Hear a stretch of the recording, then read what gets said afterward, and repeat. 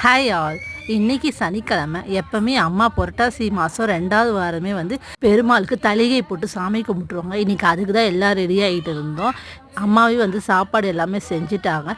Next நான் இன்றைக்கி வந்து கடையிலேருந்து வந்ததே கொஞ்சம் லேட்டாக தான் வந்தேனா. வந்ததுக்கப்புறம் நம்ம பெருமாள் கும்பிட்றதுக்கு முதல் நாமம் தானே முக்கியம். ஏழுகுண்டோட வாடா வெங்கட்ரமணா கோவிந்தா கோவிந்தா கோவிந்தா.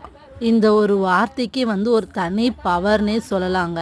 அப்படி ஒரு பவர்ஃபுல்லான ஒரு வார்த்தை இது.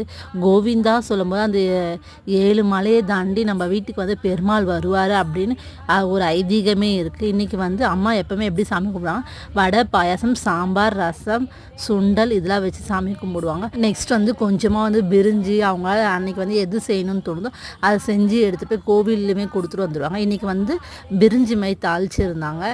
நல்லபடியாக சாமிலாம் கும்பிட்டு முடிச்சுட்டு பெருமாளோட பிளெஸ்ஸிங் நம்ம வாங்கிட்டோம். ஓகே, சப்போர்ட் பண்ணி சப்ஸ்கிரைப். பை.